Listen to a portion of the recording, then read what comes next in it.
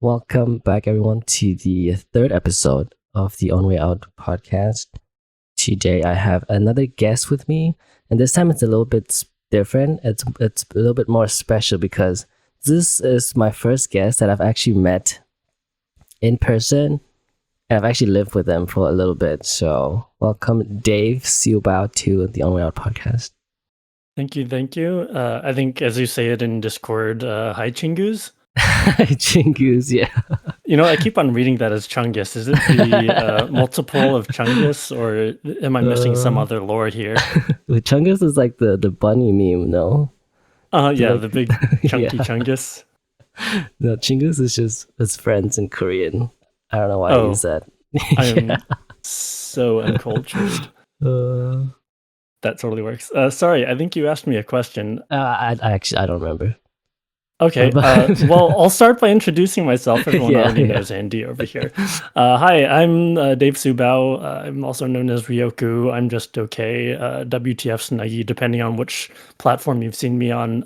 I've tried to consolidate a lot more into DaveSiuBao since I did start streaming. Actually, yesterday I found out was my affiliate anniversary. Oh, really?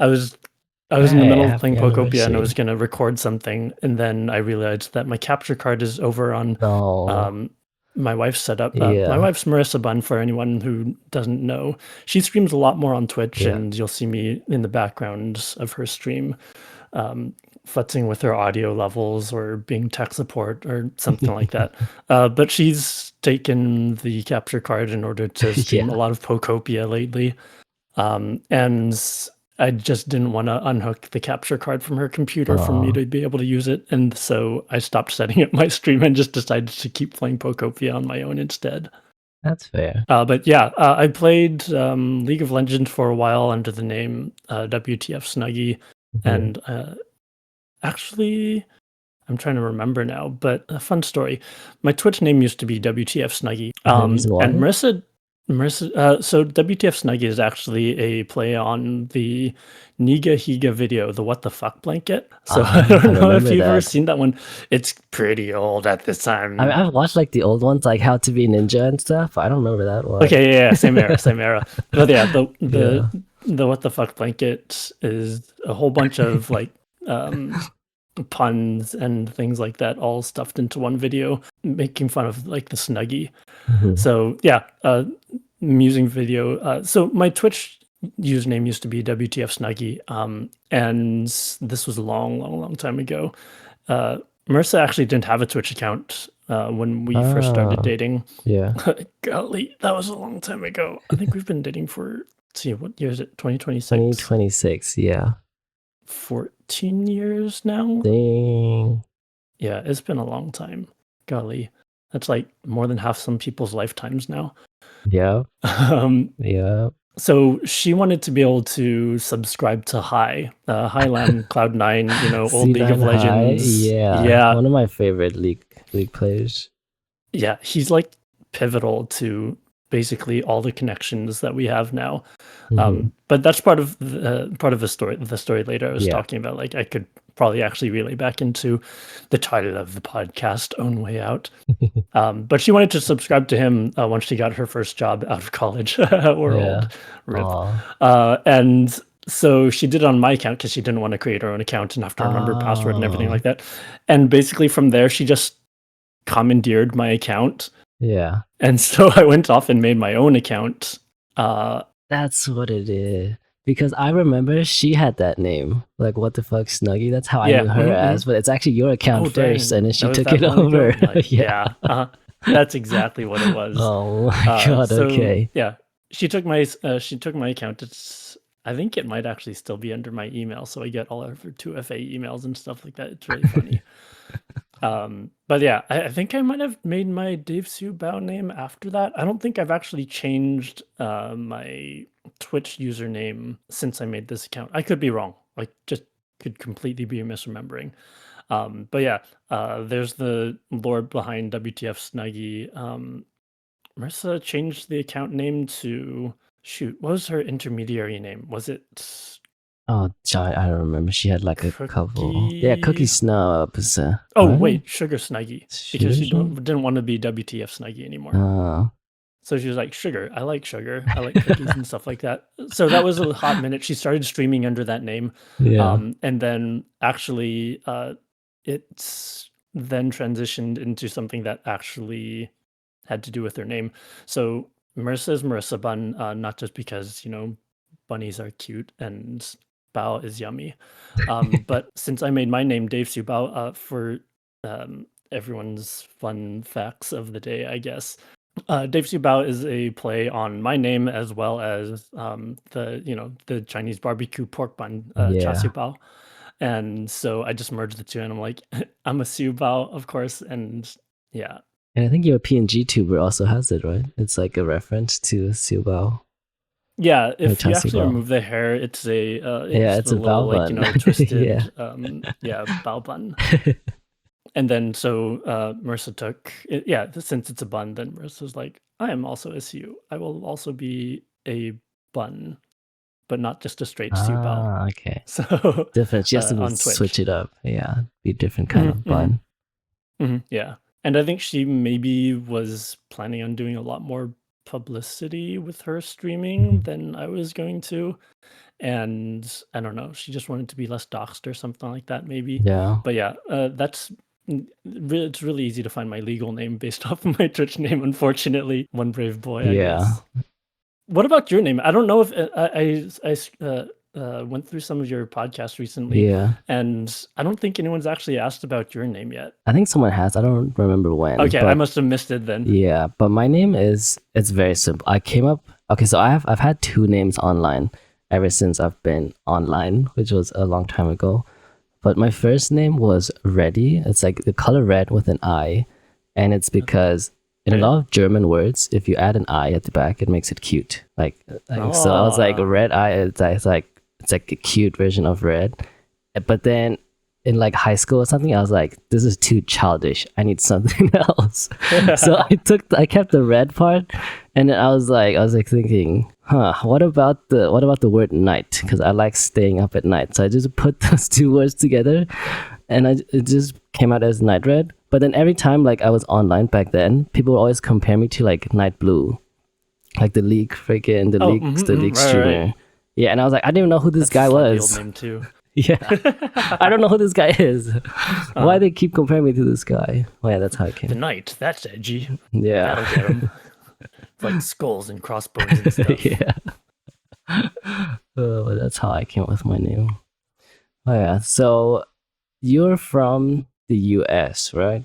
Like you grew up in the U.S. I've been in the USA since I was born. Okay. My dad immigrated when he was young from Hong Kong. My mom was born here though. Oh, really? And, we've stayed in California our entire lives, the San Francisco Bay Area. I grew up there. My parents still live out in that area, and I actually hardly ever left the state. To be fair, like California is pretty massive. It is. It takes us 8 hours to drive half of the state lengthwise. And besides that, like I had actually never left the country either. Like I didn't need a passport until last year when I went to Japan. That's how little I've actually traveled. I think that's fair though, because like I don't think like people outside of the US kind of shit on a lot of Americans for like not traveling. But I think like the US is so big, you don't have to go outside of the country. Oh, like there's like so everything. Much in our country, you have everything inside the US that you want to like explore and like see and stuff. So I don't fault any Americans for not going outside. It's just there's like too much to do in the US already. And to be fair, like California is absolutely massive, and like when you have the best weather in the world, arguably. I don't know if I agree with that. Have a whole because every time I've come to California, it always rained at least once. You bring us the hydration. Yeah, I bring the rain. Yeah, that is funny though. We have talked about that before. How you just bring the hydration to California when it needs it, and then you leave, and then it goes away with you. Yeah. Except for this past rainstorm. Last month or so, I think a little bit after Valentine's Day. We had like a week of rain, which was the most rain that we've ever had. And it was like heavy rain too. It wasn't just like sprinkly or like moderate rain. Yeah. We had like heavy rain, and apparently the report said that we got like 1,000% of what we Oh my usually God. get and what we like needed or something like that. Yeah, we had a lot of just downpour rain. And then like the day afterwards, it went back to being like sunny with the high of like 75 to 80 degrees. What's your ideal weather though? I mean, is it the fabled sunny weather that you never get in California? Okay, so I think before I used to love winter a lot and the cold. But then after living in the Netherlands for like 6 or 7 years, and it kept like raining, it was like gloomy all day. I was like, I don't know if I like this anymore. It's kind of depressing. So I think now I prefer something that's like in between. Like I don't mind it when it's like cold, but I just don't want the rain. I hate the rain now. That's fair. That's fair. We have an area farther up the coast in another state that's famous for always just being like cloudy and rainy. But you know, some people like that mood, I guess. Yeah, I think so. I've lived in it, so yeah. We're very much sunlight people, and that's why we are in Southern California and pretty much plan to stay here. Do you have no plans of moving anywhere else in the foreseeable future? I mean, we're in like a master plan city, and we're fortunately, by some blessing, we are able to actually afford and maintain living here. Yeah. So we don't actually have to consider like moving out or anything like that. So we really like it here. Some of that motivation does have to do with I'm feeling like maybe I'll end today's session with the own way out sort of story. Yeah. I have a couple of tangents to go off of from here. Yeah. As a native Californian who has barely ever left California, and where the entire country's public transportation kind of sucks, how have you felt about transportation in California? Because I don't know how much anyone knows about, like, you stayed with me for probably like a good month or so. Yeah, I stayed with you for, okay, so backstory is, so I've met Dave one time before last year. Yeah, before last year, I met Dave one time when I traveled to the US. We met up for like Korean barbecue, I think. And that's the first time I've ever met him in person. And I think before that, I've only known you from like on Discord, because we were both in High's Discord, in like the Radiance Discord, I think. I looked it up. We met in 2023 in person. We probably initially met on Discord in like 2017 or 2018. Damn, it's been that long. 2017. Yeah, it's been quite well. 2017 is when we first got involved in the esports scene, and I'm pretty sure we met over like early FlyQuest stages. I assume. I don't remember, honestly. Okay, yeah, it's been too long. That's fair. But yeah, so I met Dave, like you said, 2023, I met Dave for like Korean barbecue real quick. But then last year, I actually stayed with Dave and his wife and his friend for 1 month. And this was like in March or something. So like was it last year? No, 2 years. Probably had to be, because the first time we met in, wait, what year is it? 2026.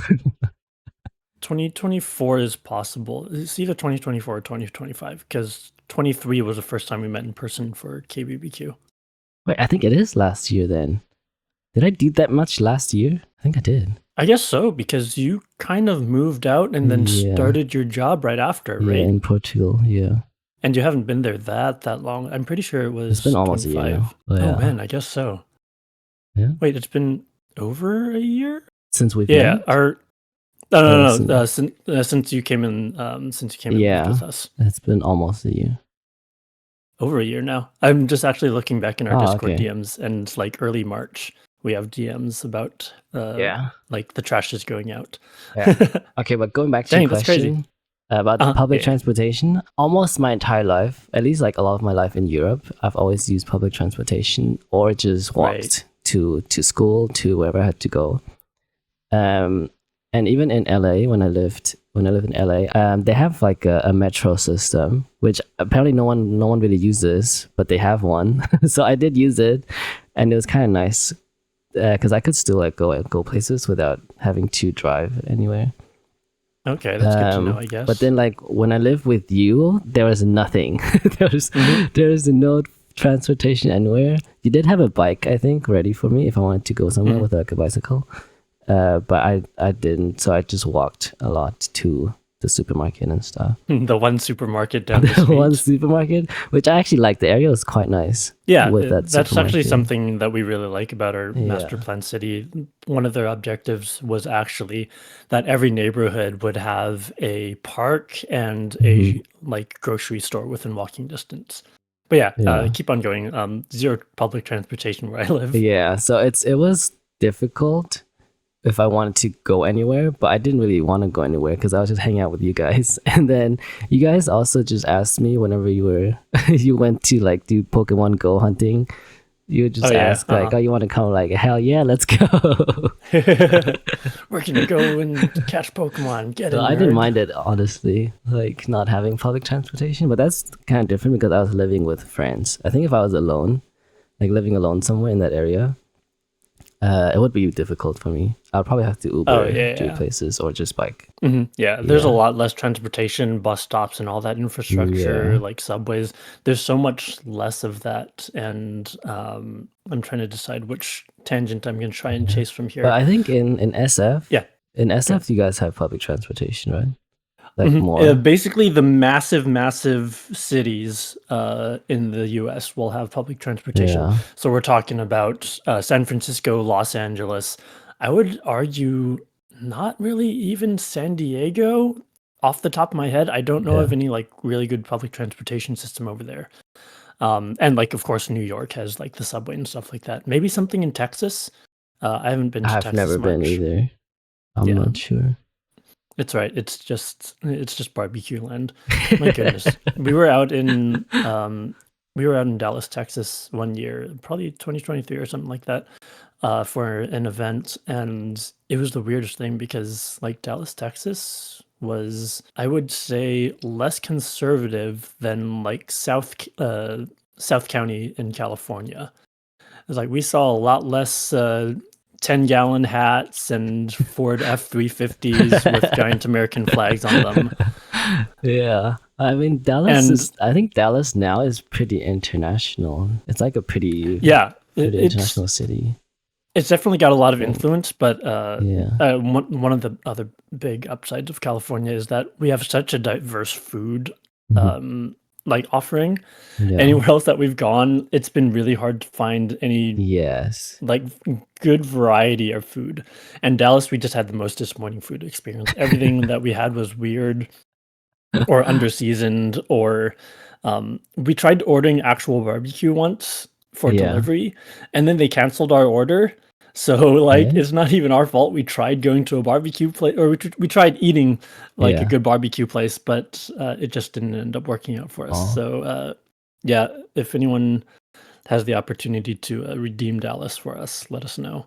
Yeah, I mean, in California, you guys have a lot. Like what I hear about Californian food is there's a lot of like good food, like even better than some of the countries. Like Korean food, I heard was like really, really good in California. Oh, that's better fun to than know. in Okay. Korea. So you guys are a little bit spoiled with your good food. Oh, absolutely. Our food's absolutely amazing. I would say the one time that I did end up cooking, or one of the times that I ended up cooking for Andy, I made what we arguably say is like the best pho. Like we've eaten a reasonable amount of pho around here. Done some of the like Michelin rated places and the chains, the popular chains and everything like that. I have this pressure cooker chicken pho recipe that just absolutely blows our mind every time we make it. And I made it for Andy because I'm like, I'm gonna make pho for a Vietnamese person apparently. And he's like, oh yeah, it's a little bland. It's fine. I'm like, oh my goodness, you guys must have amazing pho out there. Yeah. So like, that's one of the things I'll have to experience that sometime in my lifetime. Yeah, you have to go to Vietnam at some point. I'm just so used to Vietnamese like pho in Vietnam, or like my mom's pho, like my family's pho. So, but did you like my dish? Because I also absolutely I made bum reel when I was living with them as like a thank you for letting me stay there. That was really, really good. Honestly, I keep on. I think about it every once in a while. I'm like, maybe I should go get some canned crab and put together another Bunryu. Yeah, I still have the VOD on my Twitch if you ever need a refresh on how to make it. Oh yeah, that's right. Dude, that line that you said, that was like, I just wait till my ancestors tell me to stop. Yeah. Just like lives in my head rent free. Yeah, I don't know. It works okay. It turns out okay. We don't need measurements when we're cooking. It's just for baking. That's different. Yeah, I tried like a brown sauce tofu recipe. It's kind of like mappo, but without like the spice.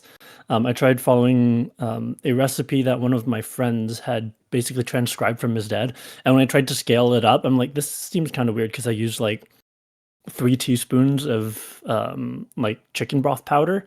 Yeah. And it was so extra salty. Ooh, oh no. So yeah, the measurements don't really work. You just use a feeling. Yeah. It's true. But you also you cooked a lot on your stream, right? Like you did a lot of cooking streams? Yeah, I had been cooking a lot, and I used that as content to segue into games because I did a lot of games and cooking. When I started my stream last year, I was thinking I would do some cooking, some video games, and maybe some art too because like my PNG tuber, like I drew, obviously that's super simple, but like all of Marissa Bun's emotes except for one of them, I've drawn those as well. So fun facts, I do just a little bit of scribbling and doodling and try to make it work on Twitch. So I've never done art, but yeah, I did a good amount of cooking. We even did like that sponsored cooking thing. Yeah. I think it was it Factor? I think it was the other one. Wait. HelloFresh. Yeah, That's the one that where you one. actually cook. Yeah. Yeah. So yeah, that was a lot of fun. I still cook every once in a while. Rather, I still cook relatively regularly, but there's something to be said about just being able to blitz through all of your cooking rather than adjust a camera, adjust a microphone, and yeah, just being on stream, you definitely have, at least for me, yeah, I streamed somewhat consistently last year because that was my New Year's resolution. After trying that, just like my volatility of schedule makes it hard for me to run the stream the way that I would want to. Like I want to be able to put out an announcement at least the day before. That way people know a day before whether to expect a stream and when to expect it and things like that. And yeah, I just couldn't find the consistency. I just needed too much flexibility to be able to go out and run and grab groceries or, boba or something like that. And it just became a lot of work to be able to actually stream. So props to y'all who stream on a regular basis because it's just not my cup of tea, apparently. It is rough. Like people think streaming is easy, but if you have to do it like every day or like 5 days, 6 days a week, and you stream for like 6+ hours, it does get hard. Because I think like at one point, I think 2-3 years ago, when I just got out of college, and I was trying to apply for jobs, I was streaming like every single day for like 100+ days straight. Holy moly. And like some days it was That's like a long time. Yeah, I think a lot of streamers have the struggle of they have OBS open, and like all they have to do is click the button, but then like something tells them that's like, oh, it's too hard, and then they just close OBS. So I understand. It is tough. It's still easier than a lot of other jobs out there. But it's not not that easy as people might think. It's such a small corner of the internet, but the fact that you hit that go live button and suddenly there's very much a spotlight on you. Just, I think for a lot of pressure, just a lot of people, just makes that pressure so much more significant. But yeah, I think Marissa does a really good job of just hanging out and streaming and doing whatever she wants. She's like, I'm playing video games. You guys can watch if you want. Yeah. If you guys don't like it, then you don't have to be here. Yeah, exactly. That's how it should be. Yeah, I think so. A lot more of it should be like that. Yeah. Like I mentioned, like with the struggle of pressing the button. But like after I pressed the button and I actually stream, like after the stream, I'm so thankful I actually did press the button because it was actually quite a lot of fun. You have a great community, by the way. Oh, thank you. I don't interact much. I've mentioned this a little bit in our conversations as well, but I'm on Twitch a lot more than I'm perceived on Twitch. Just because I love being able to just hang out in people's streams and kind of see what they're up to, catch little tidbits of, what they've been doing and life updates and things like that. And it's just kind of a vibe. Like most of the time, if I'm on my computer, I'll have 4 tabs of Twitch open, just different streams, just lurking different streams, just tabbing around. Just because, like, I feel like it's one of the things I can definitely do to support my friends, support the people that I know online. And again, like, it's fun to just catch up and catch little tidbits of what's happening and whatnot too, via that channel. It's quite nice. I also kind of do the same thing. I say hi a lot to a lot of streamers, but then I can't watch them for a long time. I'll just open up, be like, "Good morning" with an emote, and then they'll be like, "How are you?" I'll be like, "Oh, I'm good. How's it going?" And then I'll go to the next stream because I just want to say hi to everyone before before I actually have to go do stuff. Yeah, I very rarely will like drop a single like a greeting line and then like one catch up line, and then I'm like, all right, I'm lurking. Yeah. Good luck with your stream. Hope you have a good stream. As a streamer, it does make me happy to see someone like pop up and just say hi. Because like I appreciate it when you hop in. Because in that moment, like, they could be doing anything in the world, but then the fact that they're like just here saying hi is already like enough. They put enough thought into it of actually coming to your stream and just like writing something in chat. So I really appreciate, even if they can't watch or stick around, I still appreciate everyone that comes by and just says hi. Yeah, same. Because you said you don't really stream that much anymore, but like, what kind of got you into like trying out streaming? Oh, that's a fun one. Yeah. Well, one thing was we ended up getting into like Silicon Valley tech jobs back in 2021, 2022, somewhere around that area, respectively, for each of us. And well, Marissa's story is very different, but for my story, I had always kind of thought about it. But when that tech job flipped upside down, or what's the other term, went belly up on us, then it was really interesting because suddenly I had a whole lot of time instead of having this full-time job that I had to do. And like, we had a little bit of a cushion to work with. So it was like, I could do anything at this point. The realization was really weird. It's like I could study, I could learn more to like pivot my skills in tech. I could be, applying full time to jobs to see what I end up landing. I could try and become a streamer or something like that. So at the beginning of last year, I had made it my New Year's resolution to at least stream every in Genshin Impact. There's 2 like monthly rotating challenges. One is called the Theater, the other is called the Abyss. So I decided I would want to stream at least that for the entire year, and I was successfully able to do it. And we threw in some cooking streams, some sponsored streams, and again, like, the scheduling. I was on one of your cooking streams as like a very quick cameo. Oh yeah, that's right. I forget what I was cooking that day, but I don't remember either. Yeah, I do remember that. But yeah, I tried it out for a little bit and didn't end up working for me schedule wise, just because I end up running all over the place. My actions of the day just kind of follow my whim. Yeah, if you didn't have, this is something I think my friend asked me last podcast, or someone in chat asked last podcast. But like, if money wasn't an issue, if nothing was an issue, what would you be doing with your time? Like, if you had like all the money in the world, you didn't have responsibilities, what would you want to do in your life?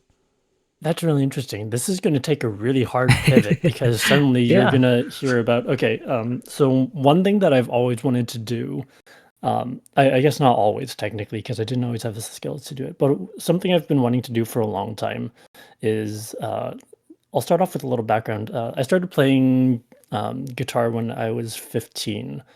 I learned in like my church fellowship youth group, and a little bit more background, I guess.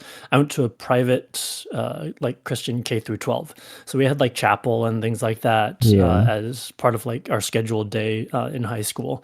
And so with guitar, I was leading the music a lot for like the youth fellowship, as well as the like chapel services and things like that. So I grew up doing a lot of that, and ended up finding that I had a pretty vested interest in like the presentation and like in the production side of it. So something that I ended up studying over the years was there's a lot of like different perspectives on how you should present and how you should present yourself and how you should lead within the different church communities. Yeah. But I wanted to be able to find some way to engage with the congregation that I was leading at the time, and so I spent a lot of time figuring out what's the best way to balance that and like not being overly concert venue type of vibe, you know.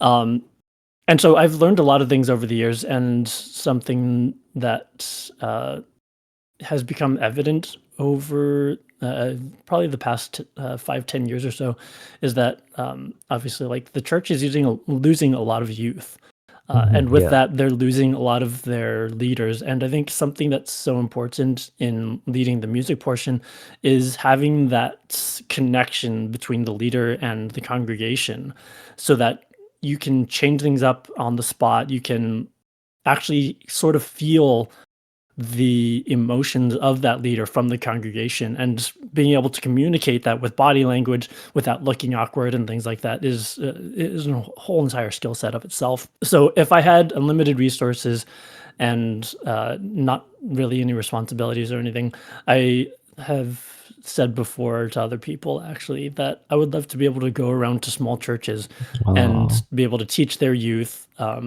different instruments, to be able to start fostering those skills of being able to play musical instruments in the first place, because a lot of that mentor relationship doesn't exist in the church either. Or, you know, small churches don't necessarily have the resources to be able to teach their kids how to play. I can play guitar, drums. I theoretically could play a little bit keyboard or like piano, but not that much of it. But I play enough instruments that if I had duplicates of me, I'd have a full band. So that's that's something I would like to do, which completely pivots away from gaming and just very much dives into music.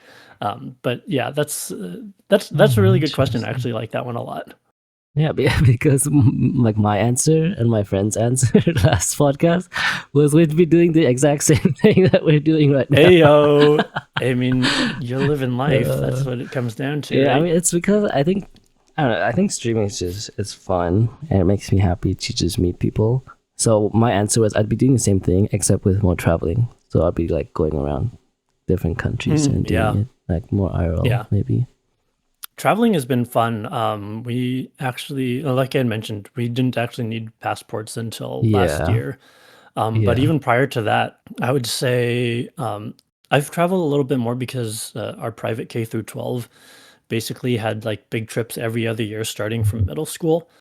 Some of them weren't that big. Like we went to other places in California, but eventually you end up on two significant trips. One would be to the East Coast, so you'd go visit like DC and a bunch of like historical sites. DC, Philadelphia. I don't think we went all the way down to Philly. But yeah, you know, the White House and all that good stuff. Grand Canyon and Hawaii. Those were the three like big trips that we had in our K through 12, in our private Christian K through 12. Yeah, we were pretty affluent, I'm going to admit. But yeah, that was like the majority of my travels before, let's see, 2023 was the first time, at least in my memory, that I had pretty much like intentionally gotten on a flight to fly farther than actually I was going to say Las Vegas, which is just the next state over. But maybe even before like 2022, I don't know if I've really intentionally actually I went to Tennessee for a few summers, Nashville, music capital, because of my music background that we all now know about. But yeah, other than that, I really hadn't traveled a whole lot. Within the past 3 years, I would say I've probably tripled the number of states that I've been to. And that's of course, traveled outside of the country for the first time. So yeah, traveling is like super interesting. At the end of the day, it's hard to find food that's better than California's general level of food. Yeah, especially in the US, I think California has probably one of the best places for food. Absolutely. I don't know if I've mentioned to you before, but we went to Philadelphia one time. for anyone who ends up visiting, I guess like Philadelphia or the East Coast sort of general area, there's a chain called Wawa, which is like a much Wawa? better Wawa. Yeah. Okay. Just WAWA. Yeah. And they have like made to order smoothies and like hot sandwiches and everything like that, like 24 hours. And for all of us Oh. degenerates, like we really, really liked that. It was absolutely fantastic. So we went and did that a whole bunch while we were out there. But then we also decided one day, we feel like getting boba. What's the top-rated boba place? So we went to the top-rated boba place in Philadelphia, and it tasted like it came from like a giant. Are you familiar with Walmart?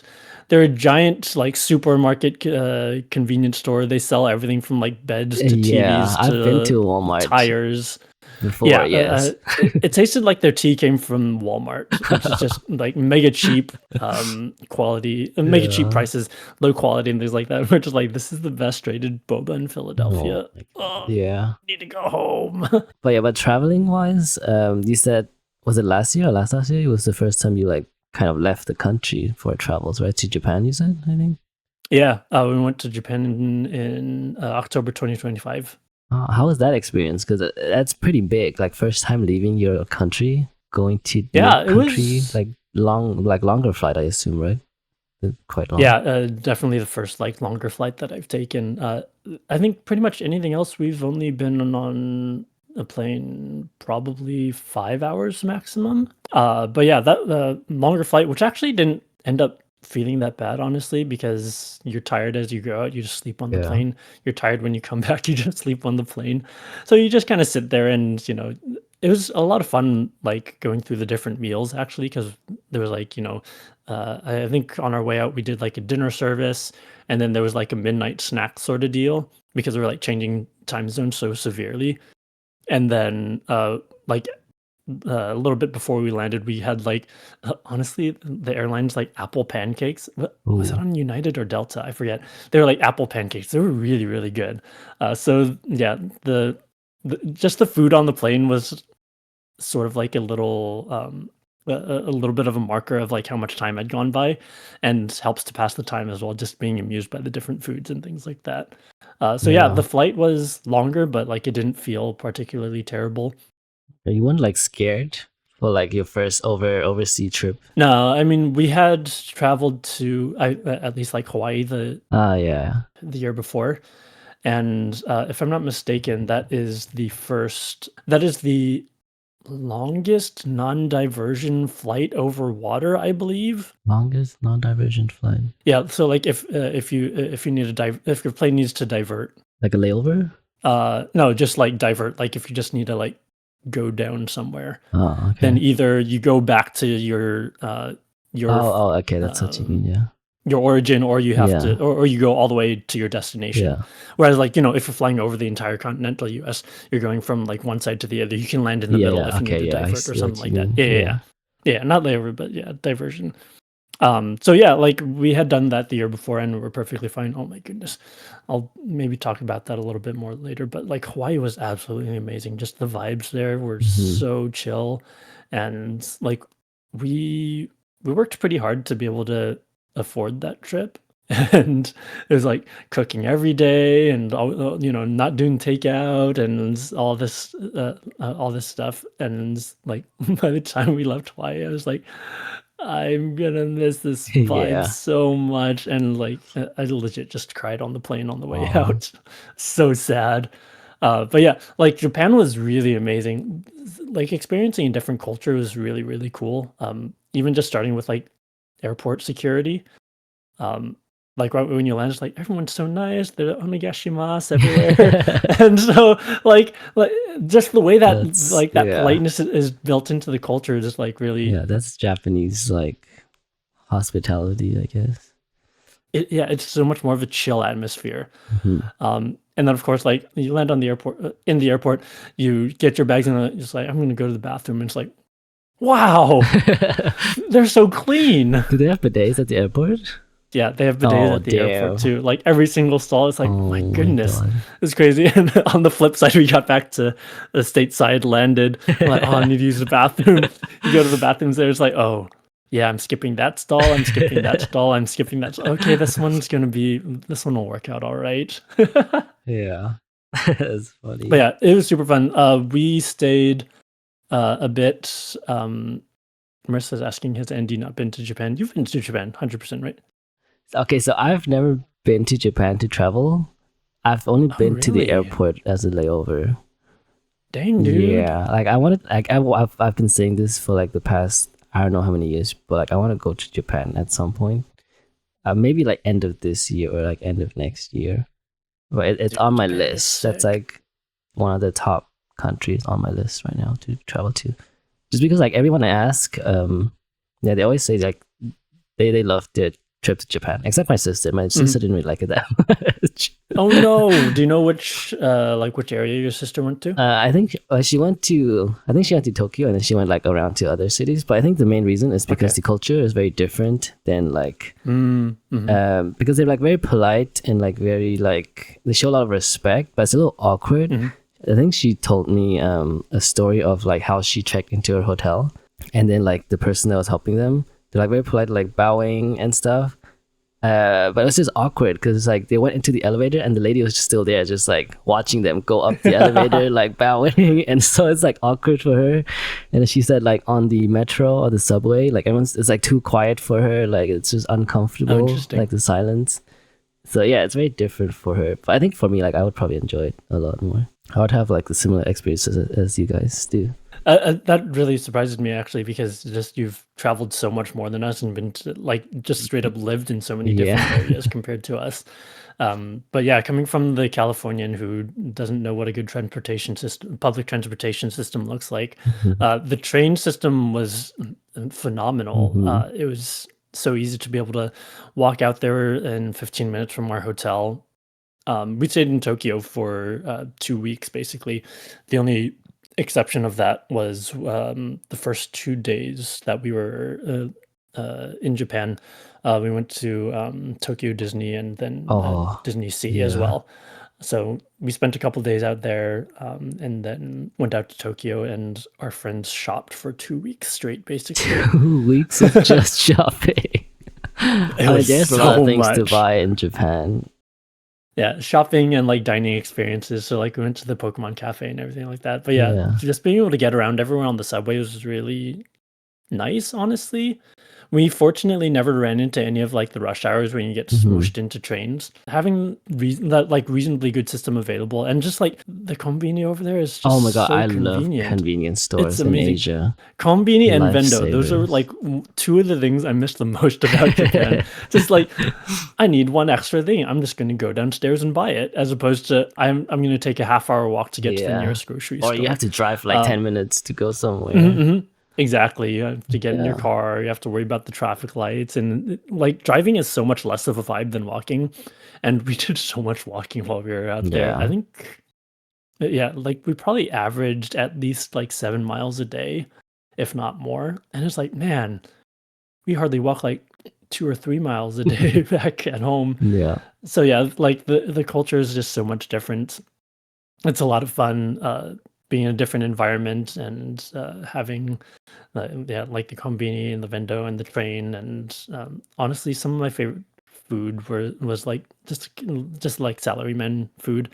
If you ever end up solidifying your plans out there, then like Eric's been there a whole bunch, so he's got an entire list of recommendations, and then like of course we can give you our recommendations. I'm sure you know like a ton of people who just love the different areas, and we'll have a lot of recommendations for you regardless. But we're always open and honestly excited to talk about that experience too. Like, you've been to Japan now. Is there any other countries you would want to visit after having that like positive experience of Japan? It's hard to say, because I think Japan, in terms of our vibe, matches a lot. Yeah. And that's hard to find, I think, in another country. Like, it'd be really cool to actually be able to like visit like China, like mainland China, maybe go to like Hong Kong or something like that. Or maybe like some of the villages from like my heritage or whatnot. But like, I don't speak a second language, and as a very Chinese presenting person, when you go up to Chinese people and don't speak Chinese, they're like, yeah, shame upon your family. Yeah, It's I complain about this a lot, but it's that unfortunate era of like our parents grew up in the United States era of English is superior. This is the only thing you need to speak. Don't speak any other language. So like I learned some Chinese, but we didn't like speak it at home or anything like that. I didn't have a really like good way of communication with like my grandparents who pretty much only spoke Chinese. And that's something that I wish that I had like studied harder growing up, and something that like being bilingual or trilingual or however many languages you speak is really, really beneficial now because you can travel, you can have this connection with the culture, be able to communicate, and things like that. So it would be nice to be able to go and visit China without without the innate shame at some point. I can understand that. I mean, even like I was in China like a couple weeks ago. I was in. I took the train from Hong Kong to Shenzhen, and like I don't. My Mandarin is not that good. I couldn't really speak to the people there. Would you say your Mandarin or your Canto is better? My Canto's for sure. Okay. Actually, I'm actually not sure because okay, so I've like Mandarin is not supposed like I'm not supposed to know Mandarin actually. Like my dad's from Hong Kong. He only speaks Cantonese. Like he only ever spoke Cantonese to me, and so does like his family, like my dad's side of family. They only speak Cantonese. Like no one really speaks Mandarin to me. The only reason why I know Mandarin is because when I was younger, I had a babysitter that was from China, like mainland China, Beijing, and she would only speak Mandarin to me. That's the only reason why I like know Mandarin. And then I did take like weekend lessons with my sister, like Chinese school on the weekend kind of thing. Yeah. And I had like a couple years of Mandarin in like high school or middle school in Vietnam. But besides that, like Mandarin is not supposed to be in my repertoire. I'm not supposed to know Mandarin. Well, at least you can Duolingo for that. I tried switching over to Chinese on Duolingo just to see what it would be like. Yeah. And there's like, this is just Mandarin. I want to be able to learn Canto because Canto, it's really nice, but it's like not a lot of people speak it. I feel like in Hong Kong or in Guangdong, like that's probably like most of the Cantonese speaking people that live there. But outside of that, it's a little bit like cultural for me. Yeah, it's nice too. But that's why like I try to consume a lot more Cantonese like media, just like on Instagram or like whatever. I just follow a lot of like anything that has like people speaking Cantonese. I'm like follow like fix the algorithm. I wonder if the algorithm realizes the language difference or if it's more just like thematic. I don't know, but or like topical. Yeah, but I like okay, so my Instagram is a lot of Korean learning because I also do the same thing with Korean, and it's a lot of Cantonese. So interesting. Okay, that's fair. Yeah, because we ended up after we came back from Japan, we decided we should. So we went out there. We didn't do any studying of like learning the language or anything. All we know is what we've picked up from anime, basically. And I mean, you can learn a lot from anime. I feel like if you watch it a lot, like just listening. I think you'd have to watch a lot more than we do. Okay. So we didn't end up picking up that much from anime. Yeah. We picked up the most basic phrases like thank you and excuse me while we were over there, and then after that we were like we should probably actually study Japanese because we want to go back and it'd be nice to be able to actually communicate because Marissa's mentioned this before, but it's like the people pleasing side of us wants to be able to communicate to these really nice people who are speaking very kindly to us and trying to convey information, and we're just like yeah, sure, cool, just point me in the right direction, sorry I can't speak with you.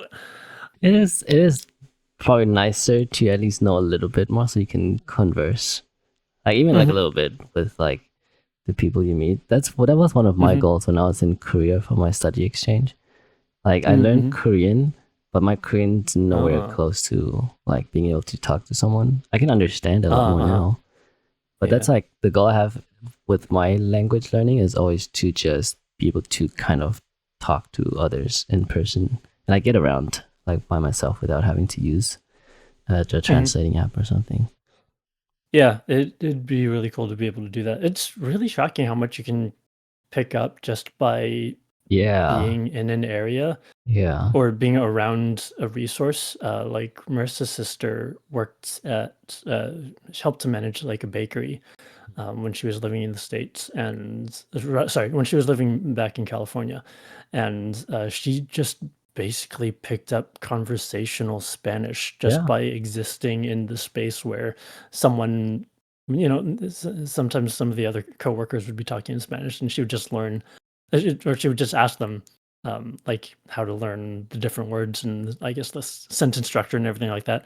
And now when she's speaking Spanish, like, man, she picked that up from just her coworkers. That's absolutely wild. No, I 100% believe it, because my mom, she never took like any formal lessons from what I know, but like she always worked at like a lot of restaurants, and like while working, like she picked up like fluent Mandarin and Cantonese just by being with my dad back then, and like his family, and like working at the restaurant. So yeah, I have 100% believe it. Like when I go back to Hong Kong, like my Cantonese is not that great, but I think just me being there and like listening to things, like reading the signs every now and then, it makes me feel like I can pick it up again a lot easier if I'm just in that environment. Yeah, and part of it is also like so much less of it of like Chinese is rooted in like another language that we already know, if you will, or for like example, like English, you can get by and saying a bunch of phrases in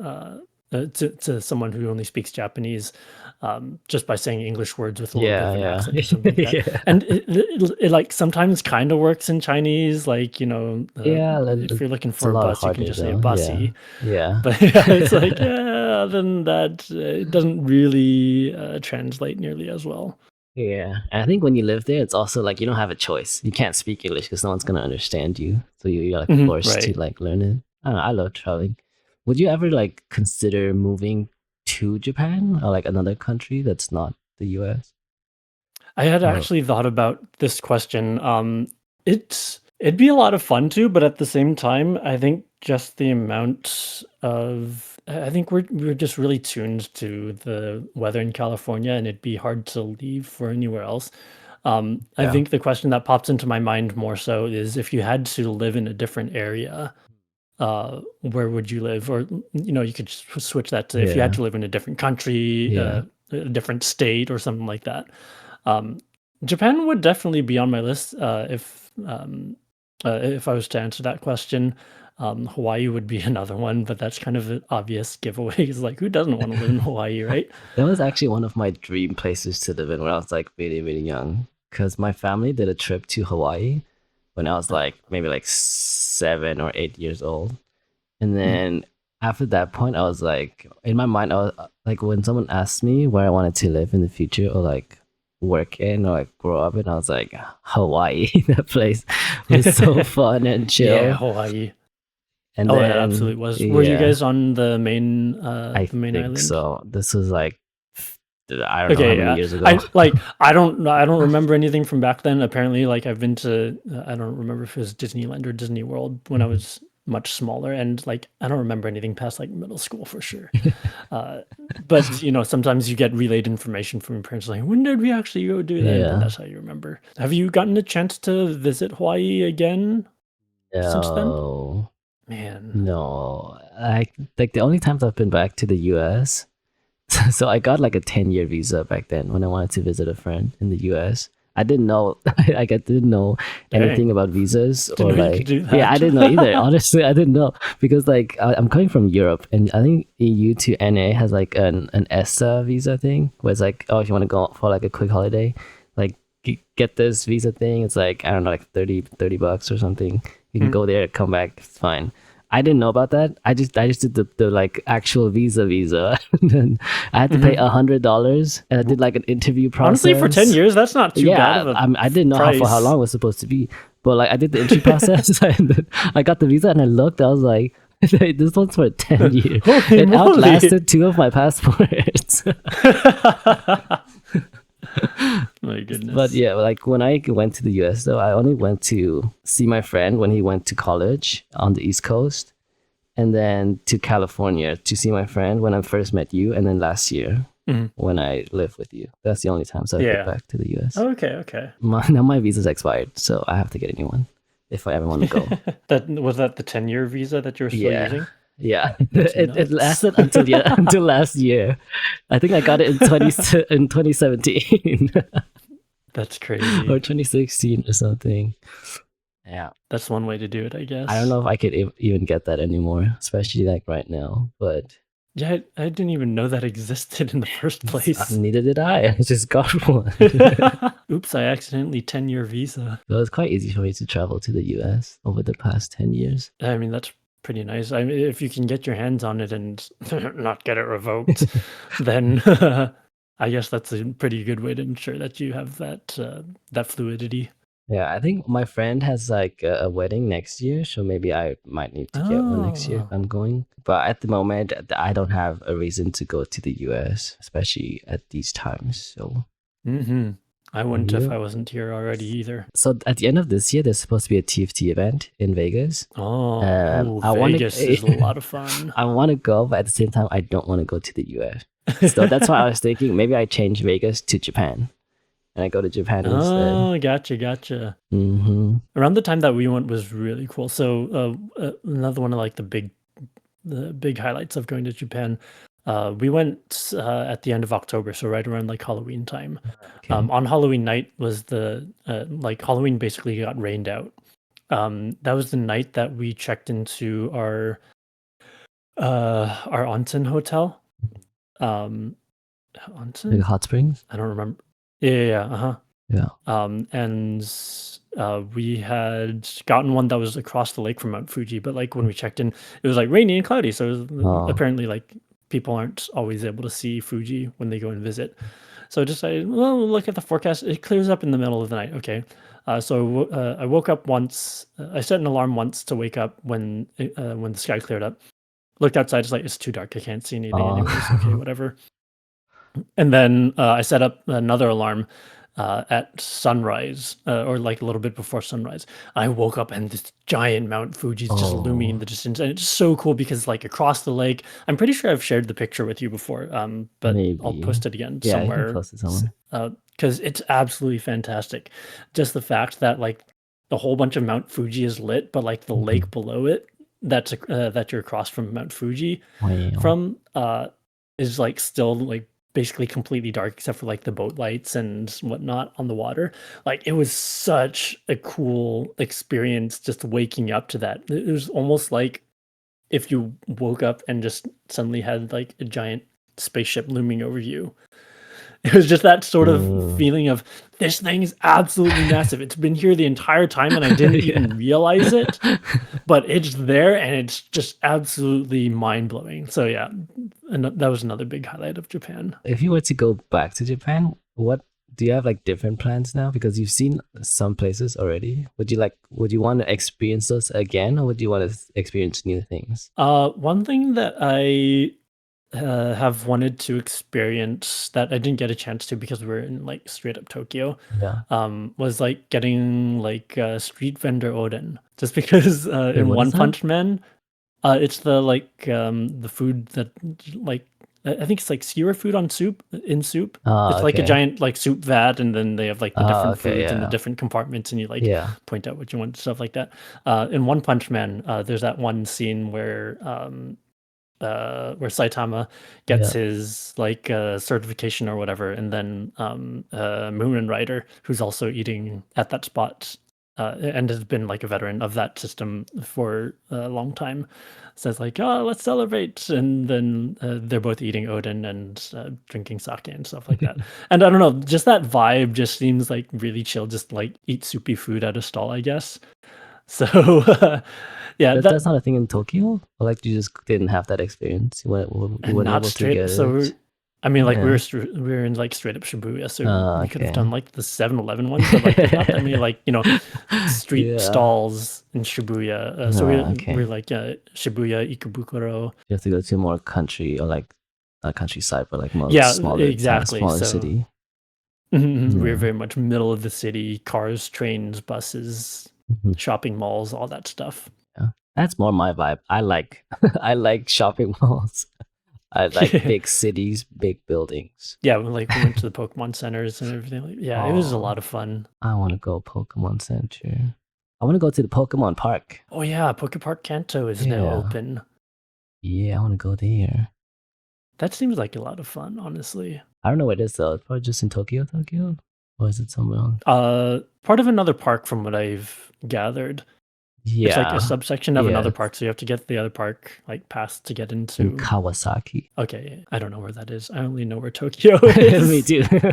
I've been there. I know where that one is. I wanted to go to Japan too bad, but then I also want to go to China. Should definitely like mainland China. Which parts of China have you been to? You said Hong Kong. Yeah, you said it earlier in the podcast. I definitely remember that. I think just Shenzhen. It's like Shenzhen. Okay, yeah, that's like right next to Hong Kong. And I think when I was younger, I might have been to Beijing one time. I don't remember. And then there was one time where I had a layover in somewhere in China, and then like my flight got delayed, so they gave me a hotel for like a couple hours. Oh, that doesn't count. Hey, that counts. No, it counts more than just landing in the airport and flying back off from the airport. I guess that's fair. But besides that, I haven't really been anywhere. But I want to go to. I've said this so many times. I want to go to that city where like you can't tell where the ground floor is, like Chongqing, where it's also I think it's also like the cyber city where it looks like you're in cyberpunk. That's interesting. I haven't heard about that one. That sounds very it's insane. Intriguing. The architecture in that place is crazy from what I've seen online. That's I want to go. I also want to go to Japan, and I want to go back to Korea, and I want to go to Vietnam. I just want to be back in Asia is what I mean. That's what I'm saying. Because the culture over there and like the food and the people, I think I just vibe more with than Europe at the moment. It's so funny that like you've traveled a ton and I've traveled very little. Yeah. But our frame of reference just is, in terms of Venn diagrams, just two completely separate circles. Yeah. Because like I've been to Japan and you haven't. And I've been nowhere else, and you've been everywhere else. It's like, give me a frame of reference. Yeah, is like all of Asia like the same thing? It's like, yeah, I can't really ask that because you haven't been to Japan, and I've been to the rest of Asia. Yeah, I mean, I've lived in Vietnam for like 7 years, but it's when I was like younger, and I didn't get the opportunity to like go around like other countries in Asia. I just stayed in Vietnam. Were you staying there on your own at that time? No, I was with family. I was like, it is a little bit different. I was like 12, 14 or something. Because I was there in... You never know. You can start them young. Yeah, I was there in like elementary school, middle school, and high school. But like when we traveled, when we did like family trips, we never went outside of Vietnam. Maybe to like Hong Kong. But besides that, we were only traveling within Vietnam. So I didn't miss out on visiting like the surrounding countries like Thailand, Cambodia, like Indonesia, Philippines. So I want to do an Asia trip too, just to see the other countries in that area. I feel like I was going to say, like, my family didn't travel a whole lot, just to specific things. But I've never really gotten the feel for like other people's families. Like, do other people's, like you said, you haven't traveled as much with your family either, right? But like, I feel like our current generation, if you will, travels a lot more. And like, if we had kids or something like that, then we'd probably travel with our kids more than we did when we were younger. So I don't know if it's like part of it's probably just like the accessibility. Like technology just gets better and it's more affordable to be able to actually go and go places, and not as daunting. Like, we don't have to use MapQuest to get around anymore. Like, thank goodness, you can just pull out your phone and Google Maps whatever you want. So that's that accessibility is probably pretty big. And when I was younger, like young and still living in Germany, my family did take me and my sister around like Europe mostly. I remember we went to like France, like Italy, probably Spain, like London. So my family did travel a lot, but we were a lot more affluent back then. And then when we went to Hong Kong, we were there for like a year. I don't remember traveling. And then when we were in Vietnam, we basically only traveled within Vietnam. So not a lot of traveling as a family. But you at least moved around a little bit. Yeah. With what you said about like, nowadays it's a lot easier just to travel. Like, there's more accessibility to different countries around the world.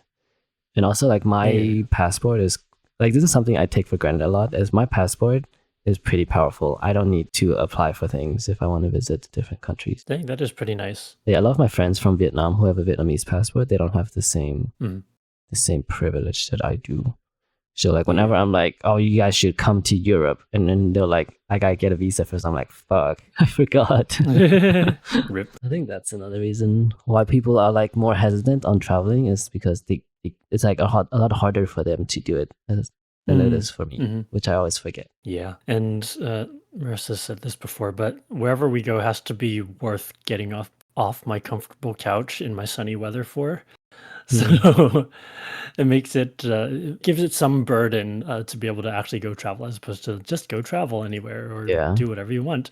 It's like it's got to meet a certain quality threshold before we decide we actually want to take the effort to go and pack and go through an airport and go to another place and try to navigate and communicate and things like that. Yeah, especially if you haven't traveled a lot, there's a lot that goes into like planning things out.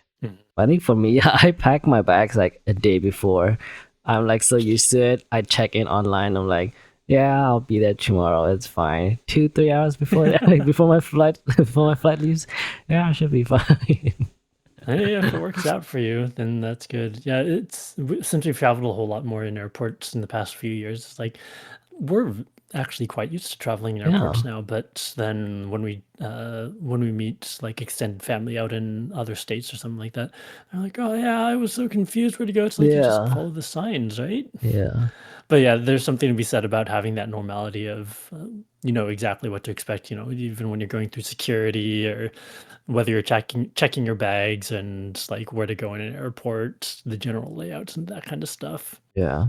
Something to be said with being more familiar with that. Yeah. And it gets scarier if it's a different country where you don't speak the language and you can't read the signs. I mean, at the very least, you can point your Google Lens at stuff now and have it attempt to translate stuff for you. I don't know how well it works in China, but it was reasonably okay in Japan. Yeah, I think it worked okay. But oh my god, when I was in China, it was very difficult to do anything because even if I had internet, I couldn't go on any websites that I would usually go on. Like I tried to go on Discord. Like I had a VPN, but it didn't work, or like something was off. Wow, that's crazy. So like I had internet, I couldn't go on anything I wanted to go on. Were you able to actually use like navigation at least over there? Or do you have to have a special navigation application? Okay, so Google doesn't work in China. Right. Google straight. So my friend that goes to China quite frequently, she gave me a different app, like a different navigation app, and that one worked fine. Different navigation apps, different chat apps. Everything's got to be the China special. Yeah, but everything goes through like WeChat. Like a lot of like payments and everything just goes through WeChat. So if you have WeChat and everything's set up, I think you're fine. I had nothing set up. But I only went there for like a day. So it was fine. I think if I go there again, I'd probably have to set everything up. I don't know if the rest of the states is like this, but we've seen a lot more adoption of payment through like WeChat and like the Chinese like grocery stores and everything like that too. I think it just makes it easier. Like you don't have to carry around a lot of things. You just scan the code and that's it. I hardly use like my actual physical card or any cash anymore. It's just bring phone, I have a payment. Yeah, pretty much. That's just how it is nowadays. It is terribly convenient. Suica was terribly convenient in Japan. Mainly for transportation, or can you also pay for like groceries with that card as well? A lot of like the kombini will also take Suica. You can use them at the Vendo. Yeah. I think the one place. Okay. If you had an Android phone, then you had to reload a physical card at one of the stations. But for Apple, you can actually reload your Suica card on your phone. What? So if you like ran out of money on your card, you can just press the button discrimination. Flame the penguin. Yeah. Actually, the penguin's retiring. Penguin's not going to do anything about it. Yeah, that was an interesting one. So you could kind of play the stocks, or not the stocks, the exchange rate game if you wanted to. Like if you think like the dollars or your local currency is getting weaker, you can buy your balance on your Suica card. exchange to Japanese yen, and then you have that strict value, and like your dollar value won't, your local currency value won't go down. It'll just always be in yen. But yeah, I think especially in Tokyo, there's a lot more of that like technology base. I haven't been to anywhere else besides Tokyo, so I don't know if that's applicable other places or if it's better to actually carry cash in that case. Like I never had to carry cash in Tokyo at all. But what I've heard is sometimes they use coins for a lot of things. So people have coin pouches, but I don't know for what. Like I'm trying to remember for what. But yeah, like I said, I was in just straight up, like we stayed in Shibuya for 2 weeks basically and just took the train everywhere. So it was just walk to train station, use Suica at train station. Yeah.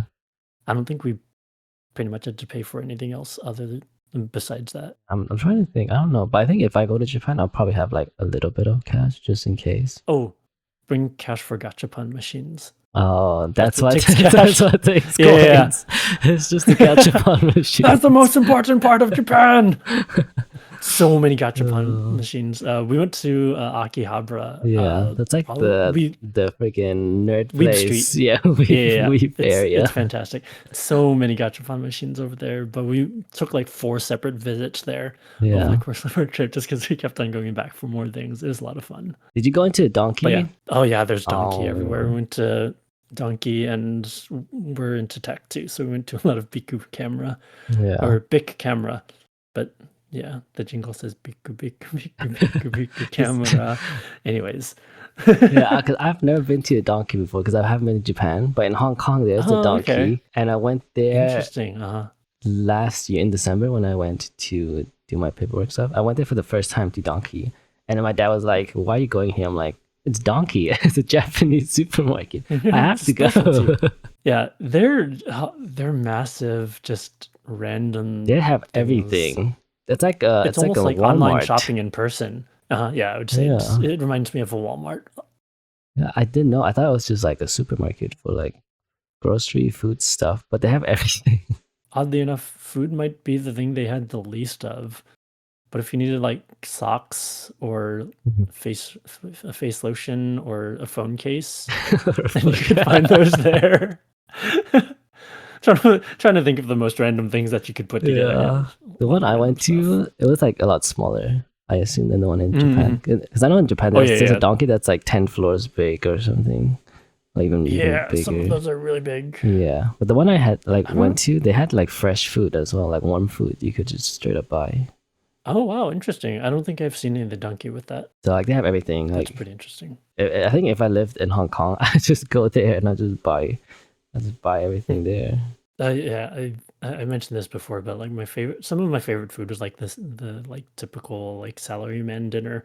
Just because like I think we probably ate for an average, gosh, was it like $7 a person or something at like this there's a tempura, like a tempura rice bowl place, Tenya Tendon, and like their tempura was like really good quality. It tasted really good. It was like really flaky, and like their sauce was really good. Just absolutely lives in my mind all the time. Ooh. And yeah, it was like cheap food, but like super good. I would eat there so much if I went back there again. That is another reason why I want to be back in Asia, because a lot of that is cheap. Quite cheap, and it's like it's like good food, like actually good tasting, and probably healthier than a lot of the food I would eat over here. Probably. It was really interesting. We felt like a lot more like the food vendors and like restaurants and everyone like that had a lot more like pride in their food.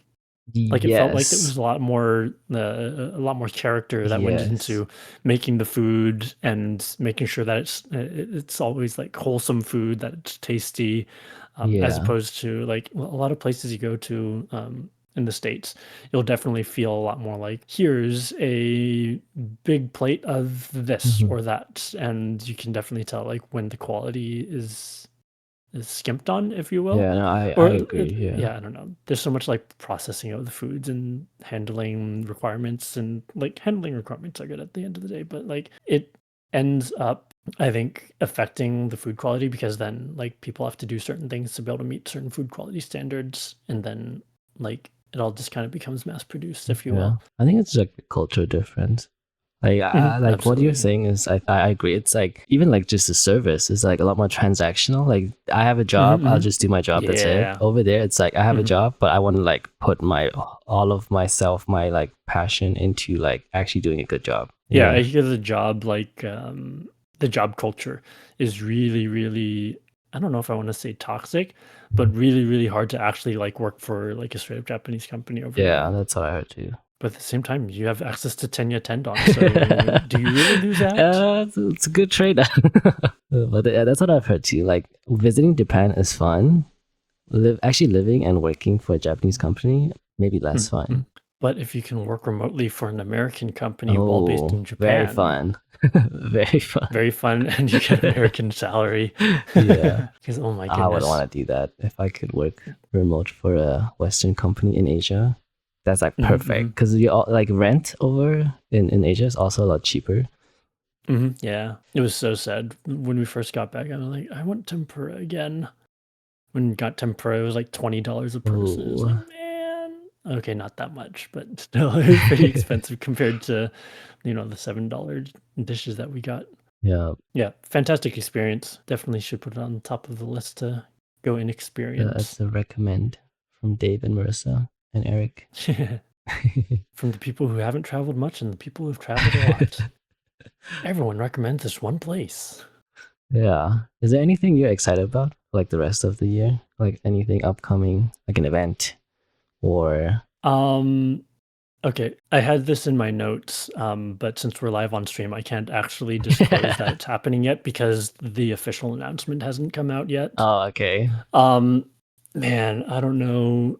You could just vaguely say it. I will say yes, and there's definitely no overlap in the audience here. I won't like straight up spoil it, but or I won't straight up like undercut the announcement, but there's a Kingdom Hearts event that is going on right now called March Caprice, and it's basically a week of different Kingdom Hearts like streamers and content creators all basically stringing together a bunch of content in sort of like in celebration of the Kingdom Hearts community. There's a big event that will be coming up within this next year that is part of that event as well. So yeah, while being somewhat completely vague and not disclosing information that I'm not allowed to disclose yet and isn't public knowledge, that's probably the best I can give, unfortunately. That's fine. So it's a gaming event. You're excited to go to. It's a gaming event. March Caprice is related to Kingdom Hearts, so it's a big Kingdom Hearts event that's coming up. Fun. Yeah, if anyone really likes Kingdom Hearts and is interested in the potential of the event that's coming up, then I love that it's so vague. This is terrible. I was like, oh yeah, it'll be a podcast. It'll take like a few days for Andy to edit, and then it'll be posted on like Tuesday or something after the announcement comes back. It's like, oh no, never mind. We're live right now, so just mute the stream really quick, and we can put this part in the podcast. I'll bleep it. Just live bleep. Except we don't have an actual bleep machine, so it'll just be Andy yelling, don't listen! Okay, that's cool. I mean, we'll probably have Marissa will let me put a command on her stream for it, right? Because I'm not going to likely be streaming much. But yeah, poke us if you're interested in that kind of event. And it's like a physical event in the US? Yeah, it's a physical event in the US, yes, for the international audience out there. I don't know anything about Kingdom Hearts. Never played the game. No, nothing. I only know just Disney characters and the guy with the key. That's fair. I mean, that's about it, right? If you've never watched A Good Enough Summary of Kingdom Hearts by Barry, I forget, Barry Kramer? I forget what his YouTube name or something like that is. It gives a really amusing way of summarizing like the first or the three like main story games and some of the side story games that involve a lot of like the really complicated lore. So yeah, that one's that's a good way to catch up on it. Oddly enough, for how much I've been involved with the like streaming or with the community of streamers, not the streaming community itself, because I don't actually do the streaming myself. But for how much we've been involved with the community, then like I haven't actually completed the first game.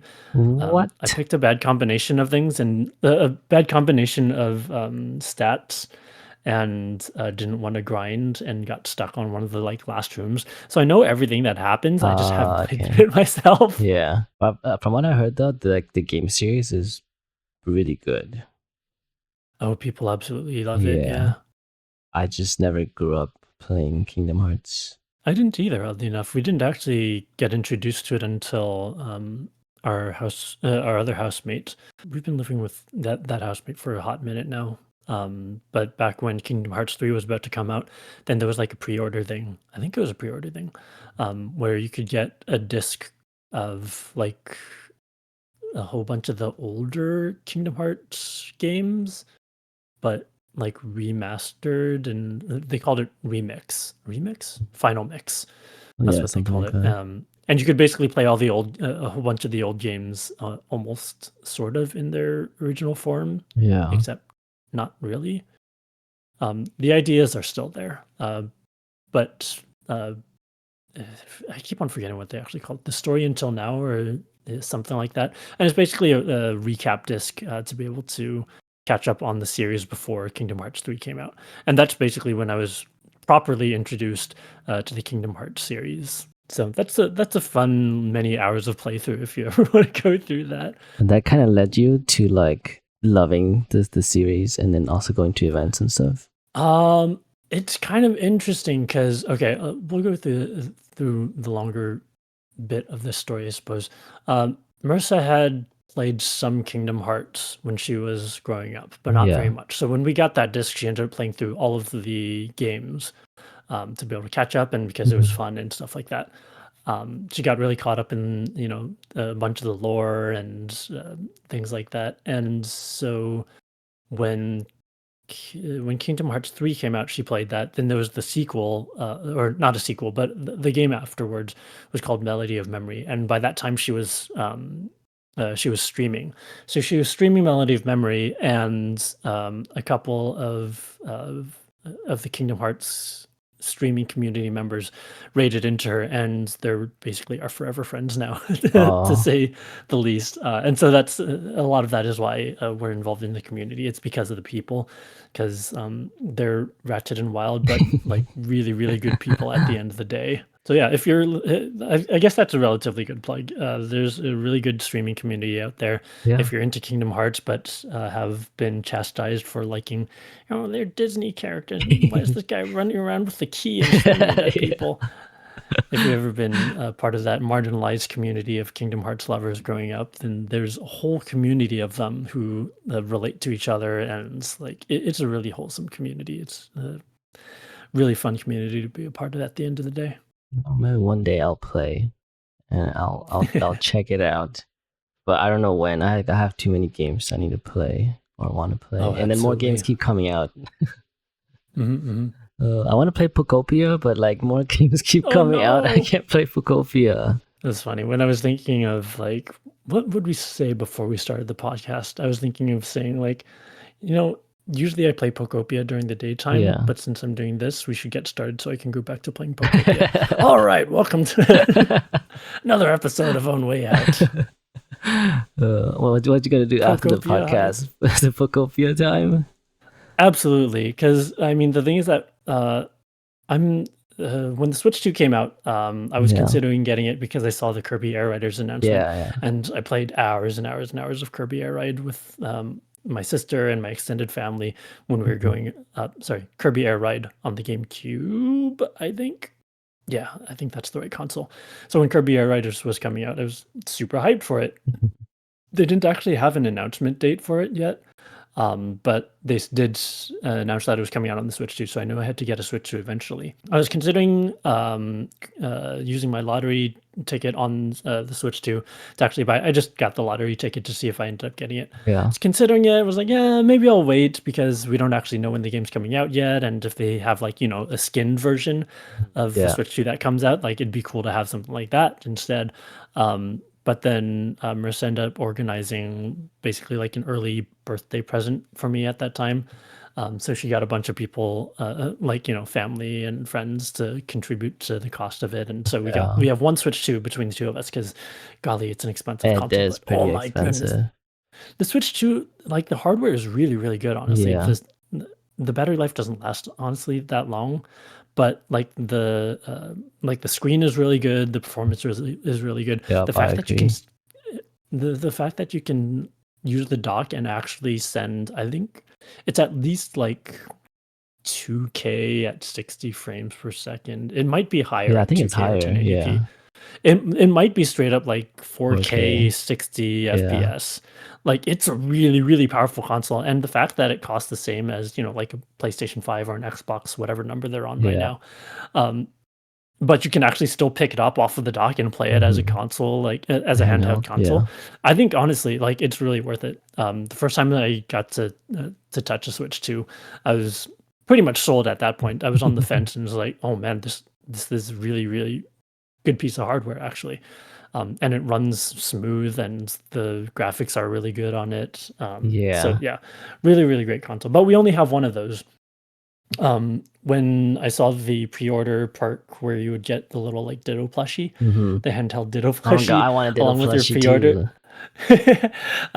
That's what sold me. I was like, all right, Pokopia looks really chill. I'm just gonna pre-order it because then I get the plushie with it. I was so close. I was so close to getting a Ditto plushie in Hong Kong when I went, but this was before Pokopia was even announced.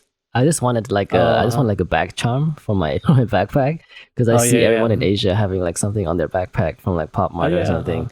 Well, so I was like, I need something too. So I went to a bunch of different shopping malls and like plazas to look for one. And the only two I was like considering was a Ditto plush just because it's purple, and I have a Twitch backpack. So like purple kind of matches Twitch backpack. Yeah. And the other one was like the meme of the chill guy. It's like a plush. But I ended up not getting one. So now I want a Ditto plush on my backpack. Yeah, I think one of the other pre-order perks from a different place was a keychain of sorts. And it didn't speak to me nearly as much. But yeah, when I saw the plushie, I was like, yeah, I'll do that. And so now that plushie is always like in the background of Marissa's stream when she's playing Pokopia, watching Pokopia.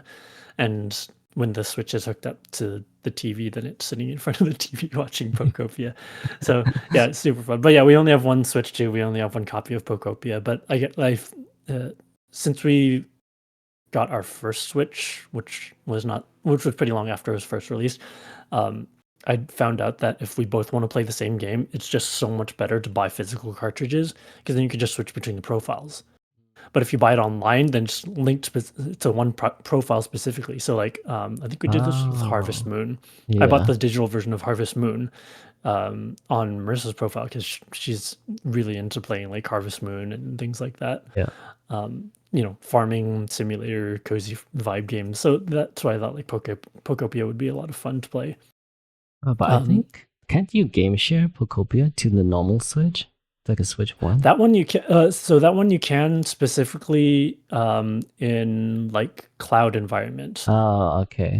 So you had a cloud island, or like you guys could play together. Yeah, it's like a separate environment. So you can actually game share from a Switch 2 to play Pokopia on a Switch 1, but it's not like the main story quest. It's kind of like starting a Minecraft server is the analogy I tend to draw. You start off with a fresh environment and you just kind of go and do your things all together. Yeah. So I guess if you guys made it a cloud island, you guys could play together, right? Like one person plays on the Switch, one plays on the Switch 2. Yeah. I think it has to be local cloud. I don't know if you could do hybrid. I wonder if you could like create a cloud island that exists both in LAN and in cloud. Haven't actually tried that one yet. But yeah, with LAN you can actually game share over to a Switch one from like that's another cool feature of the Switch. That's a thing. And I Oh think yeah, and relevant to chat. If you do end up making a Cloud Island, let me know and I'll hop in. I'll probably make one because I have a lot of friends that play Pokopia now, and it's basically like making a Minecraft server, right? I don't know how it works though. I haven't looked too much into it.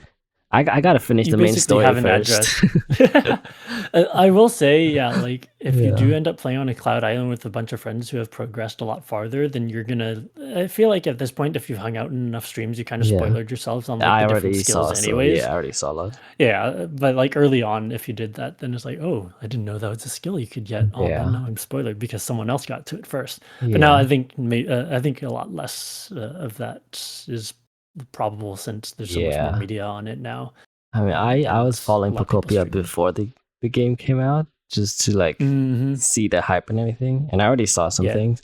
I don't really care about spoilers. I just like making my life easier. So when I saw the gravel ability, I was like, I don't have to punch all these rocks with my fist. Yeah, I need to get that. Crazy because I went straight. I did a lot of like the main storyline like relatively quickly. I credit screened probably a week and a half after the game came out. And part of that was just because like 5 days we were out of state. On a trip. I mean, we brought the Switch 2 with us, but a lot less playtime when you're actually planning to go get meals with family and stuff like that. But yeah, I finished it relatively quickly, but Marissa is doing a lot more of the environment building like per area that she gets to. Like the first area, I think she got to level 10 before she actually moved on to the second area. I was watching her streams a lot and I just see her struggling. She got to level 10 and then she got to level 10 and then she kept working on the environment just because she loves like the house building aspect and environment building and everything like that. It's just super funny. But yeah, some of the things that I ended up doing because she's not big into spoilers, but at the same time, like we have a pretty big TV now and I'm not hiding it. I'm just going about playing my game. She's like, I should really progress to get these skills. I'm like, yeah, you really should. It makes life a lot easier. Yeah, super fun game. I'm glad that it's gotten so much traction as well, just because like it's so much fun to see the different things that people do. It's really interesting that like I guess if I'm not mistaken, this is the first game that I'm aware of that actually uses the block system again since Minecraft. And I guess like being able to get around, if you will, like Microsoft proprietary or like copyright and stuff like that without like triggering a lawsuit.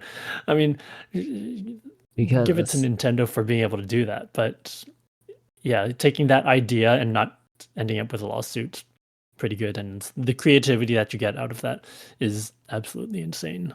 From what I've read, a lot of people have been comparing it to Dragon Quest, like one of the Dragon Quest builders games. I don't know if it's like block. They have block system too. I think they do. Me neither. I just know the title. Yeah. From what it looks like I'm looking it up. I think it is a lot of blocks. Oh, okay. So not bad. I don't know if that's even copyrighted. Can you even copyright a block thing? Block, whatever system, like Minecraft. I feel like it's like a very generic thing. Like it's like building blocks. It's like a Legos kind of, but different. Yeah, but at the same time, like throwing spherical objects in order to capture Pokemon was attempted lawsuit against Pal World. Shoot, I'm forgetting. Yeah, Pal World. Yeah. So you never know. Pokopia's Dragon Quest Builder devs. Oh, okay, that makes sense then. I had been meaning to actually pay attention to who developed the game, but I keep on forgetting. I think it's like Koei Tech and like Game Freak or something. I'm not sure. Okay, yeah. All right. My brain just tunnel visions. It's so easy to lose time in that game. Oh my goodness. Okay. It's been like an hour and 40 minutes. I don't have any. I was going to ask you at some time, like, when are we actually going to? Let's see. Your longest episode was like 2 hours or so, and that was preliminary. That was your. That's my episode, first. Right? Yeah, that's my test one. I don't know how long an episode is supposed to last for. I just talk to people, and then when I think it's been like an hour and a half, I'm like, I think we can stop. Yeah, I think like hour and a half to 2 hours is the typical like chatty podcast mark. Yeah. I do have a little bit of a topic, I guess, to bring up, and I don't know if you've talked about this anywhere, but what inspired the name of your podcast, Own Way Out? Wait, no one asked me this before, but it's really stupid. Oh no, I'm sorry I asked. You know the emotes that I always use in people's chats? Like the OO? That's where it came from. It's just an acronym. Oh, it's an acronym. Jeez. That is literally it. That's too simplistic. I was gonna be like, it's gonna be us talking about how we've made our own way out. No, that's how it like came to that idea. I was just thinking of something. I was just looking at like different words. I was like, what can I make it? Like, how does it sound good? I was like, that is absolutely. But then Own Way Out kind of works because it's like I'm talking to people about like how they kind of made their own way out of the situation they like grew up in and like where they're at now. So I think it fits quite well. It is about learning a lot about people and like how they've made themselves into who they are today. Yeah, exactly. Yeah, so that's super interesting. But I wanted to segue that into, I mentioned in our preliminary talks that I had an interesting anecdote that actually very much relates to the existence of our friendship, in that related to the title of Own Way Out. So obviously we first pretty much met through League of Legends. Yes. The Cloud9 community, Cloud9 Highlam eventually becomes FlyQuest, and Cloud9, we were big fans of Cloud9 back in the day when it was like the OG squad. Hell yeah. So we were watching back then. We would come. We were up in college at the time. Geez, that was a long time ago. But we would drive, the 8 hours or so to come down here and see a game, probably like once or twice every split, depending on if they made it to playoffs. Yeah.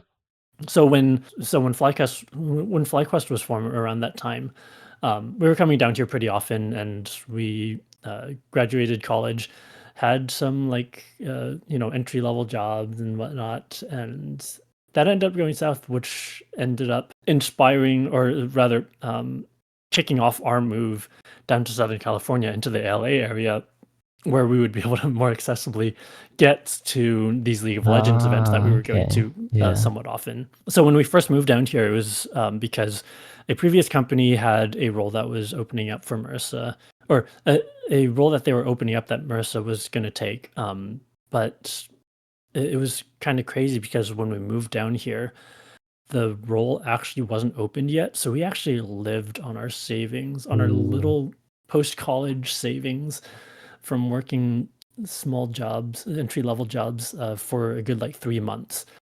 During that time, we would go back and drive back up and visit family, and in order to get up there, we drive through Gilroy, which is like this farm area to the south of the Bay Area, the San Francisco Bay Area, and they have these stands that compete with each other as you drive down the highway. It goes from 4 avocados for $1, 6 avocados for $1, 8 avocados for $1, 10 avocados for $1, and we were basically living off those avocados whenever we passed by them. Oh my god, yeah. We'd take those. We were just basically eating eggs, rice, and avocados, all while being involved. So when FlyQuest was first formed and competed in the LCS, was that what it was called back then? Yeah, it was LCS.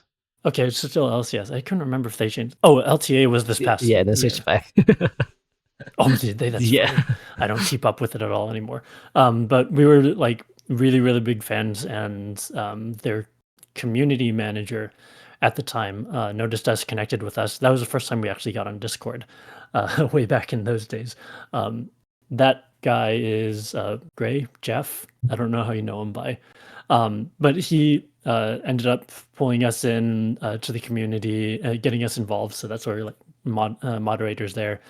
And he got us working with different events and things like that as brand ambassadors. He's fantastic. He ended up being my best man at my wedding.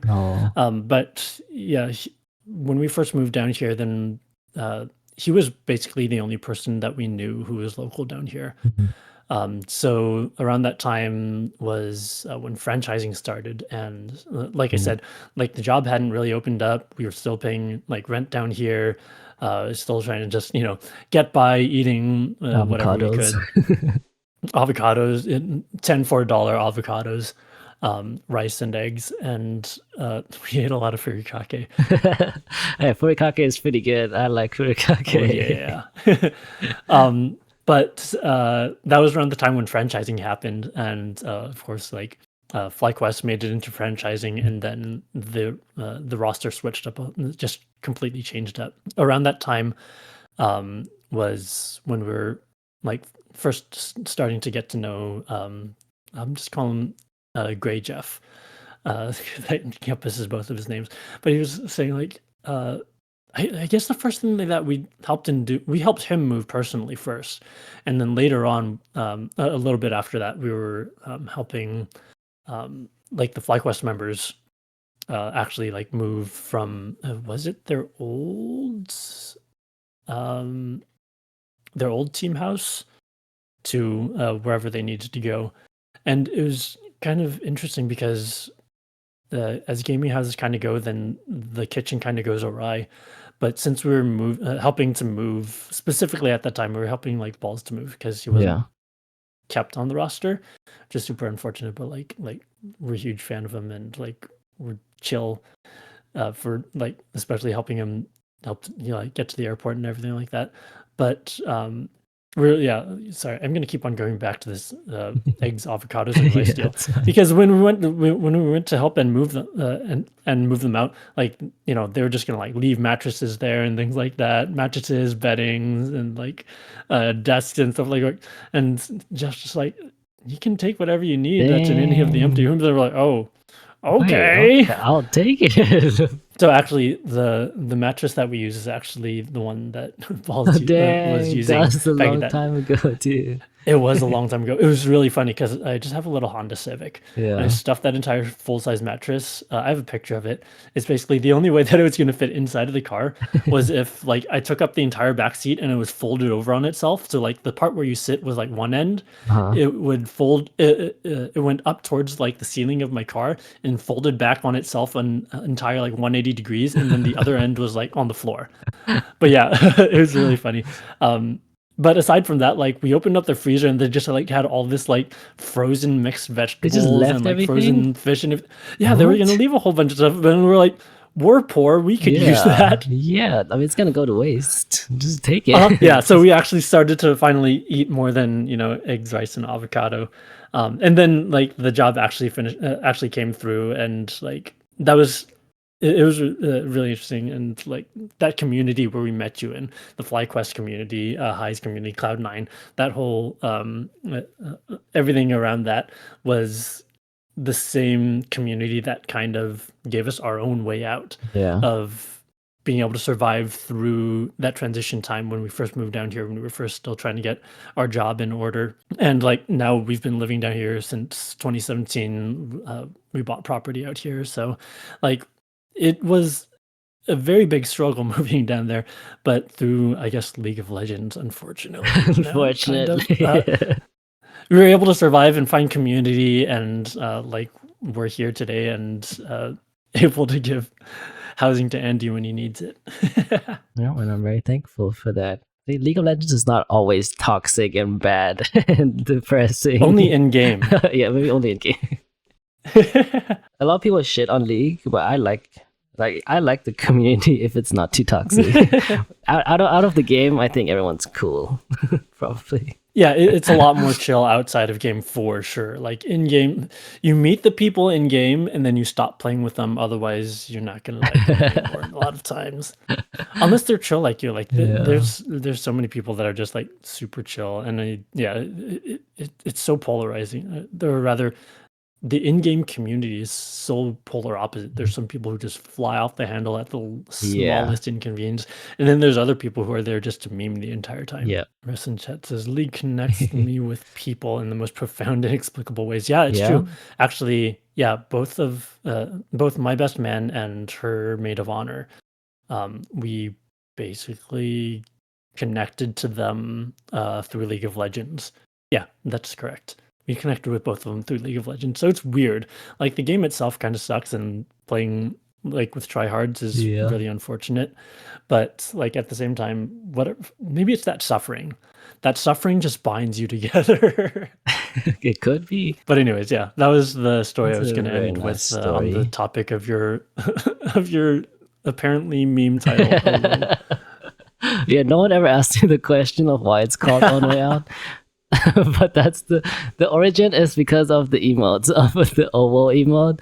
But then I transitioned, I made it into the definition of like finding your own way out of whatever situation you're in. Yeah, it's really cool.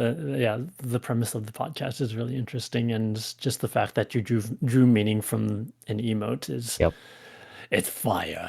Yeah. Oh, Marissa now sees it 20 minutes later. We did it. Whoa. Own way out, y'all. Yeah. I kind of made like a rule though. I'm never going to use, like when I write the podcast out, like On Way Out, I'm never going to use the acronym of OO. I'm just always going to write it out. Oh yeah. I guess that was it, right? Do you have any more questions for me? Anything no, I got through the main ones that I wanted to go through. Yeah, I think that's it then. It's been almost 2 hours, so it's a good place to end. That checks out about right. I will let you go back to your Pokopia gameplay. Thank you very much for having me as a guest. It's been my honor, and it's super fun, like seeing the different stories of different people that you've connected with over the internet. Thank you for coming. Is there anything you want to shout out, like your channel or like someone else's channel, or maybe the Kingdom Hearts community? Anything you want people to check out? Honestly, you'll find me and Marissa over at Marissa Bun, Marissa Bun's Twitch channel. That's the main place, honestly, that you'd be able to come in contact with us. So yeah, I don't stream much, but I'm on her channel all the time. All right, cool. Thank you so much. Thank you very much, Andy. I'll see you guys in the next episode. Bye. See you guys.